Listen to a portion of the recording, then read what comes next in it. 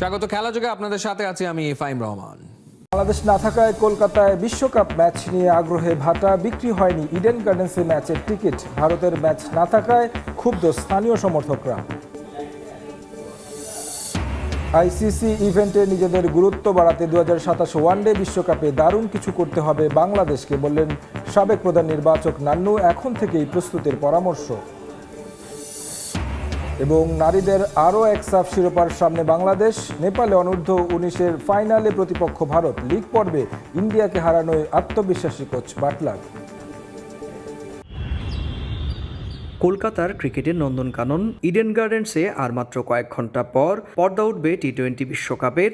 কিন্তু মাঠের বাইরে অস্থায়ী টিকিট কাউন্টারগুলোতে তেমন নেই ভিড়। কাউন্টারগুলোতে যে কজন টিকিট কিনতে এসেছেন তাদের চোখ মুখে আক্ষেপ স্পষ্ট। শুধু বাংলাদেশ না থাকাই নয়, বরং কলকাতাবাসীর আরও একটি বড় ক্ষোভ, এই বিশ্বকাপে নিজেদের দেশের কোনো ম্যাচই পড়েনি ইডেন গার্ডেন্সে। মুস্তাফিজুরকে যখন বাদ দেওয়া হলো, নেওয়ার পরেও সেই জায়গাতেও আমরা একটা জিনিস খেয়াল করলাম, সেখানেও তাকে নিয়ে নোংরামি হলো, শাহরুখ খানকে নিয়ে নোংরামি হলো।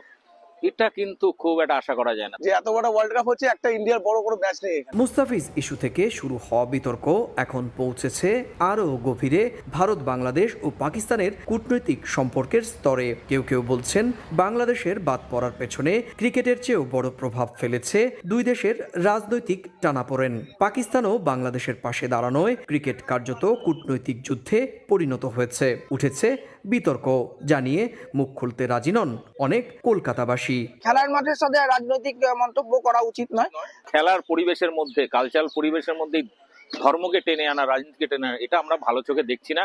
বিশ্বকাপের উদ্বোধনী ম্যাচের আগে যে চেনা ছবি থাকে, শুক্রবার দিনভর ইডেন গার্ডেন্সের পরিবেশ কিন্তু ভিন্ন কথাই বলছে।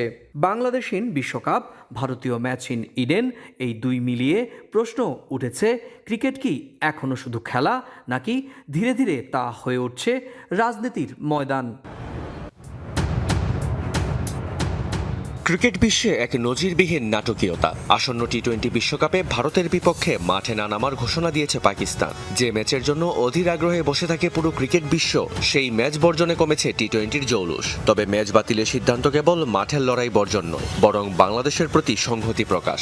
পাকিস্তানের প্রধানমন্ত্রী শাহবাজ শরীফের একটি ঘোষণা কাঁপিয়ে দিয়েছে ক্রিকেট বিশ্বের সমীকরণ। ক্রিকেট মাঠের চিরপ্রতিদ্বন্দ্বী ভারত পাকিস্তান লড়াই মানেই টানটান উত্তেজনা, কিন্তু এবারের চিত্র ভিন্ন।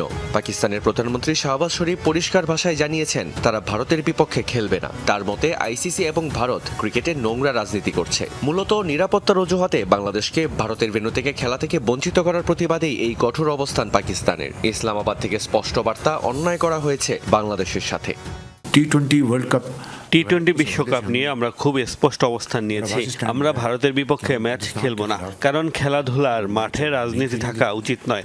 আমরা ভেবেচিন্তে এই সিদ্ধান্ত নিয়েছি। বাংলাদেশের পাশে পুরোপুরি দাঁড়ানো উচিত। আমার মনে হয় এটি একেবারেই সঠিক সিদ্ধান্ত।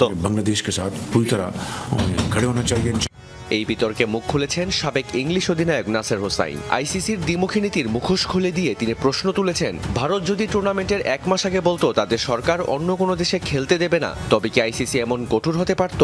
নাসের হোসেনের এই তীক্ষ্ণ মন্তব্য ক্রিকেট বিশ্বে নতুন করে বিতর্কের জন্ম দিয়েছে। বিশ্লেষকদের মতে বাংলাদেশ ও পাকিস্তান যেভাবে ভারতের আধিপত্যের বিরুদ্ধে রুখে দাঁড়িয়েছে, তা আইসিসির একপাক্ষিক ক্ষমতাকে বড় চ্যালেঞ্জের মুখে ফেলছে। ক্রিকেট কি তবে কেবল বাণিজ্যের হাতিয়ার? বাংলাদেশ ও পাকিস্তানের এই অবস্থান ক্রিকেট মানচিত্রে নতুন এক মেরুকরণের ইঙ্গিত দিচ্ছে। ভারতের ক্রিকেট ডিপ্লোমেসির বিপরীতে দক্ষিণ এশিয়ার এই ঐক্য এখন আলোচনার তুঙ্গে।